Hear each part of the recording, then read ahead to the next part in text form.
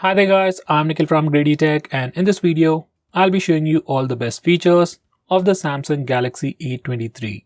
By the way, I've already made a dedicated video for the tips and tricks section where I've talked about many things which I won't be covering in this video. So definitely check out that video as well. Link will be in the description. With that said, the most highlighting feature about this phone would be its performance. This phone actually comes with a Snapdragon 680 processor with Adreno 610 GPU. This is an octa-core processor with 4 Cryo 256 gold cores clocked at 2.4 GHz and 4 Cryo 265 silver cores clocked at 1.9 GHz. It comes with up to 8 GB of RAM and 128 GB of storage. These are the benchmark scores. Purely in terms of performance, it can't be compared to other phones in this price segment, but as a standalone phone, performance is definitely more than sufficient. Next, this phone also comes with a pretty impressive display. It has a 6.6-inch TFT display with a V-cut with Full HD Plus resolution and 90Hz screen refresh rate. Here's a quick look at how the display looks. Next best thing about this phone would be its impressive battery life. This phone comes with a massive 5000 mAh battery, supports fast charging up to 25 watts. It only comes with a 10 watts power adapter, but if you have a fast charging lying around, you can use it. As for battery life, it can easily last you up to 2 days if you're a normal user. Next, this phone also has some pretty good cameras. On the rear, it's got a quad camera setup with a 50 megapixel primary camera with optical image stabilization. For selfies, we get an 8 megapixel camera with f2.2 aperture. These are some sample shots.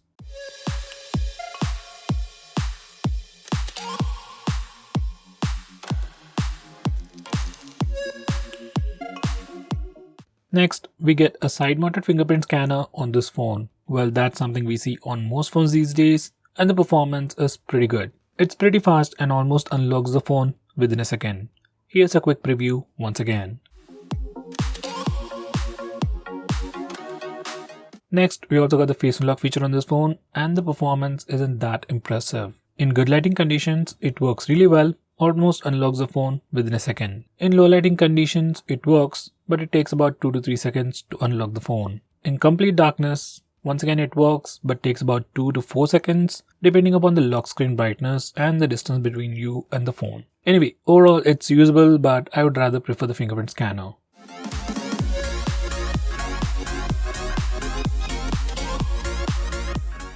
Next we have edge lighting, which is a pretty cool animation that you get every time you get a notification, and we have different type of animations. You can change different colors, and you can also interact with the notification differently. Like every time you get a pop-up notification, you can swipe it, click it, or drag it down to perform different actions. With that said, everything that's related to the coloring and animations comes under edge lighting effect. Next we have edge panel. Once you enable this feature, we get an extra panel on the right side of the screen, which you can access by just doing a swipe gesture. We have all these different kinds of panels, starting from app shortcuts, people shortcuts, smart select tools, weather information. This edge panel can seriously improve your productivity. Next, we have a dedicated macro shot mode on this phone, which allows us to take macro shots. Here's a quick preview.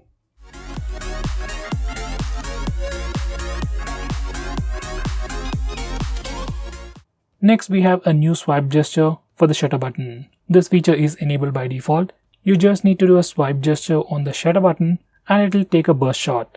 By default, it is set to burst shot. We can also change it to record a GIF. Next, this phone also comes with a wide-angle camera on the rear. These are some sample shots.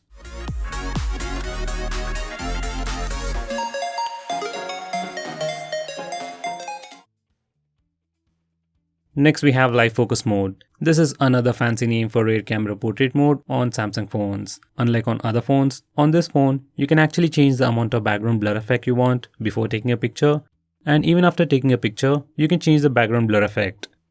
Very few phones offer this feature. These are some sample shots.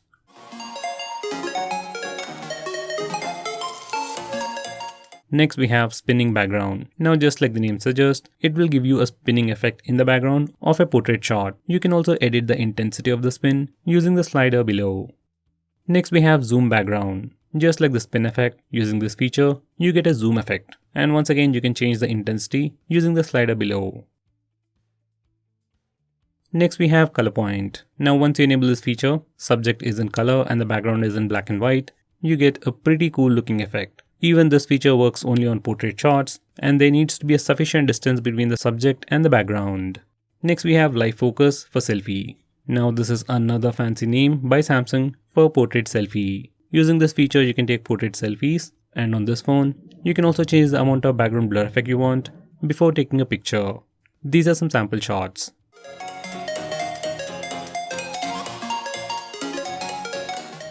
Next we have wide angle selfie. Now the front camera on this phone has a wide angle lens, but by default it crops it to give you a regular size selfie. If you want a much wider selfie, you can get it with just a click of a button. Next we have AR emoji, which is Samsung's version of Apple's Animoji. First you need to create AR emoji by taking a picture of yourself. Then you can customize it according to your preference. You can change the skin tone, hairstyle, beard style. You can literally change everything about the emoji.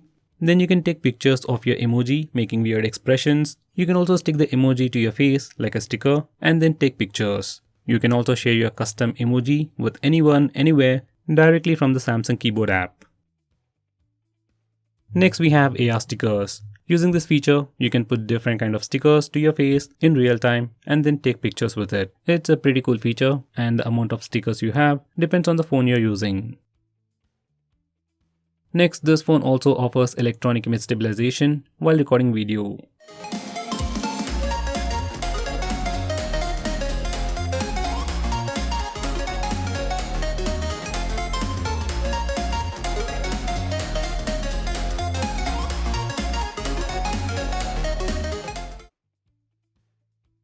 Next we have slow motion video recording, where we have more control over the duration. Once you're done recording, you can also edit the slow-mo video according to your preference. Now going on next, this phone also has Samsung Pay. Just like on its flagship phones, even this phone comes with a fully functioning Samsung Pay. This is my all-time favorite feature on Samsung phones. You can add your credit card and debit card information on the Samsung Pay app and make transactions with just your phone, even when there is a swiping machine. I wish all the Android phones had this feature.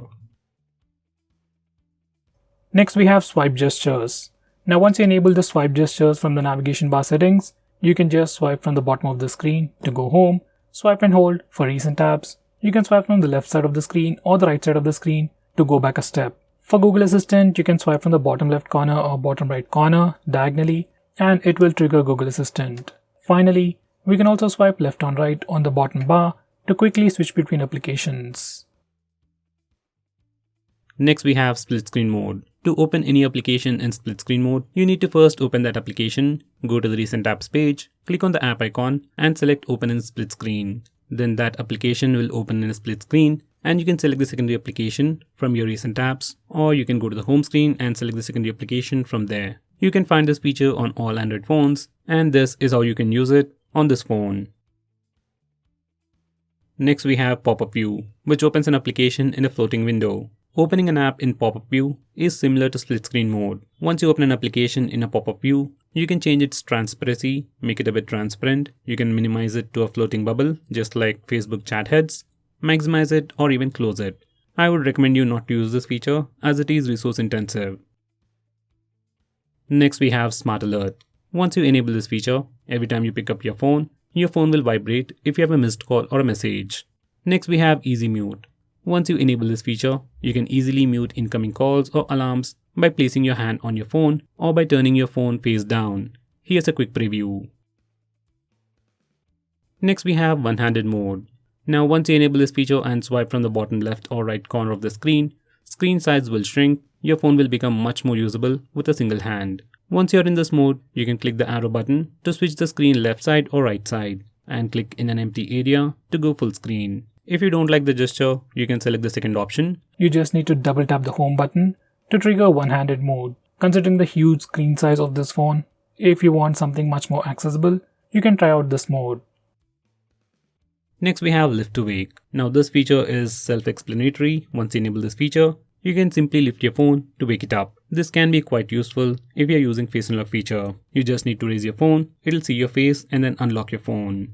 Next we have double tap to wake. Once again, even this feature is self-explanatory. You can double tap the screen to wake it up. So once you enable this feature, just lock your phone and double tap the screen. It wakes up the screen, and if you're using face unlock, once again it sees your face and unlocks the phone immediately. Next we have Smart Stay. Once you enable this feature, your phone's display will stay on as long as you're using it. This is a really useful feature for people who read a lot on your phone. Let's say you're reading an article or a book on your phone, then the display won't turn off at screen timeout. Next we have Smart Capture. Now this is a very common feature found on many other phones, but this feature is only available on the high-end phones on Samsung. Now once you enable this feature, every time you take a screenshot, you get additional options to take a longer screenshot or edit a screenshot before saving it. Just in case if you can't find this feature on your phone, make sure you have Smart Capture option in additional settings. Next we have Digital Wellbeing. Now this is actually a feature from Google, so it should be on all the Android phones. Now this feature will record all your activity on your phone, like how long you're using your phone, which apps you're using a lot, and how many times you have opened a particular application. So this feature gives you all that information, and you can see which apps you open frequently and which apps you're addicted to.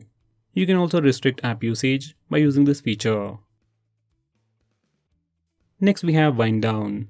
Now this feature is built into the Digital Wellbeing application, but it has its own unique features. Now this feature Wind Down will help you sleep quickly at night. You can turn it on manually or schedule it to automatically turn on at a specific time. Once you set it up and it's turned on, it changes the screen to grayscale, that's black and white, and blocks notification. It can also turn on Do Not Disturb mode, so you won't be disturbed with annoying notifications. Next we have Flash Notifications. Once you enable this feature, every time you get a notification or a call, flashlight blinks to give you a visual indication. It's good when you need it, but it can be quite annoying. Next we have Auto Call Recording. Now this feature allows you to record calls automatically on your phone, whether you get a call or make a call. You can enable this feature from the phone dialer settings.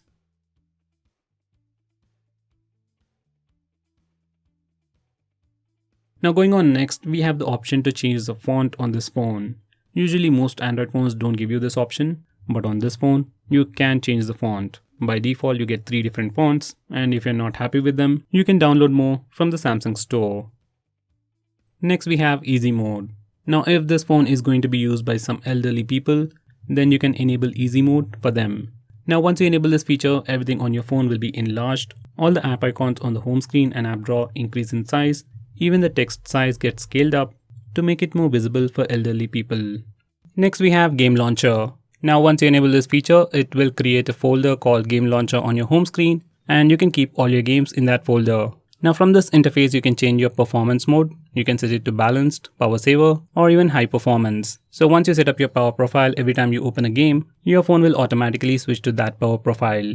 Besides that, we also get the option to mute sound for all games at once. Now that's not all. Once you open any game that's listed in the game launcher, you'll see extra buttons on the navigation bar. One button at the top to lock the screen and another button at the bottom for extra options. Once you click it, you get additional options for Do Not Disturb mode, blocking calls, taking a screenshot, recording video, and a lot more crazy stuff like that. Next we have fingerprint gesture to pull down the notification bar. Once you enable this feature, you can do a swipe down gesture on the fingerprint scanner to pull down the notification bar. You can swipe it again to pull down the notification toggles, and finally you can swipe it up to send it back. This is a really handy feature.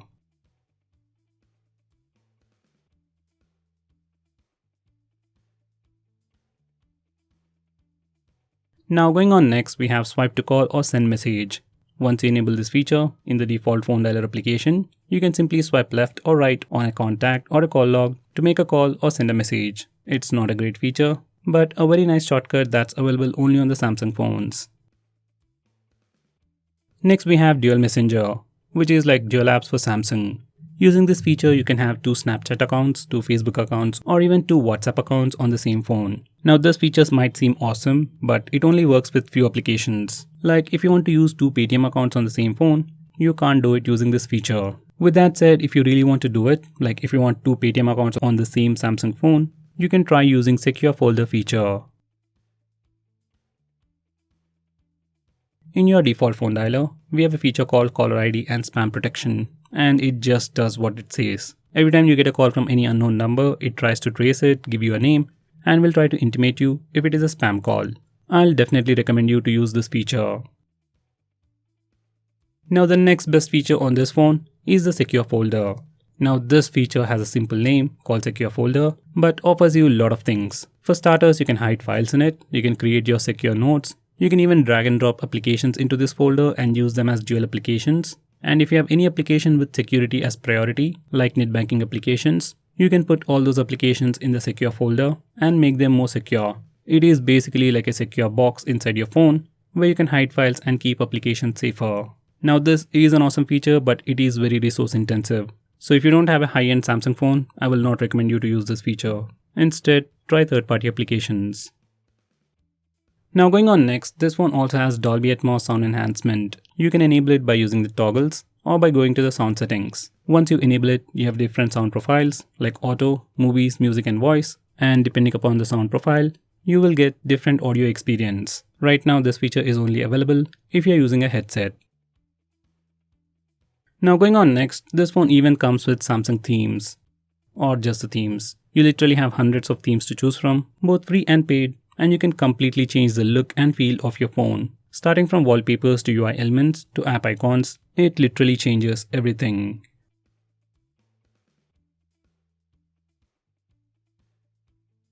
Now going on next, we have maximum power saving mode. On previous Samsung phones, it was called as ultra power saving mode, and once you enable this feature, it will decrease the screen brightness, set speed limiter, restrict background network usage, limit the number of apps that you can use, and apply a dark theme. On the whole, it does all these things to improve the standby time of your phone. Now even in this mode, you can still use Wi-Fi, Bluetooth and mobile data, and use some regular applications like YouTube, Facebook, and even use the camera application. If you're on a very long journey, just enable this mode and you can have great battery life. Now going on next, we can also increase the touch sensitivity of the display. Now most of the time, if you add a screen guard or a tempered glass to your display, touch sensitivity might go down. In that case, you can use this feature. Next we have Kids mode. You can access it from the notification toggles. Now the first time you try to open it, it might try to download a brand new application, but once everything is set and done, this is the user interface that you get. Using parental controls, you can set daily playtime, you can also check out the daily usage of your kid, you can check out their complete activity, you can restrict the number of apps that they can use, contacts they can see, and music they can listen to. It completely transforms your phone into a brand new phone, which is safe for your kid to use. Next we have a new lock screen service. This is just a service or a feature that will automatically change your lock screen wallpaper. If you like the concept, you can keep it and have a different lock screen wallpaper every time, or else you can disable it to completely turn off the feature. Now going on next, we can also reduce animations on this phone. Now for some reason, if you want to reduce animations and thereby reducing the CPU load, then you can do it on this phone by just disabling this toggle. Even if you reduce animations, there are still some animations going on, and for some reason if you want to completely remove animations, you can do it from the accessibility settings. Personally, I'll stick with animations even at a cost of performance and battery life. Now going on next, we can also disable fast charging. Now this phone, as you might have already known, comes with fast charging, supports fast charging, and comes with a fast charger inside the box. But for some reason, maybe for a prank or something else, if you want to disable fast charging, you can do it from the battery settings. Now going on next, this phone also has Widevine L1 support. That means you can stream high definition videos from Netflix and Amazon Prime on this phone. This is kind of a big deal if you watch a lot of video content on your phone. So guys, that's pretty much it for this video. Thanks for watching. If I missed out on anything important, do let me know by commenting below this video, and definitely check out my video on the tips and tricks section where I'll be talking about many things which I didn't cover in this video. By the way guys, if you're planning to buy this phone, use the link in the description. It always helps the channel. And if you want us to make any specific video or if you have any questions, tweet out to us with the hashtag AskGreedyTech on Twitter and we will try to make it as soon as possible. I'm Nikhil from GreedyTech signing off. Have a nice day.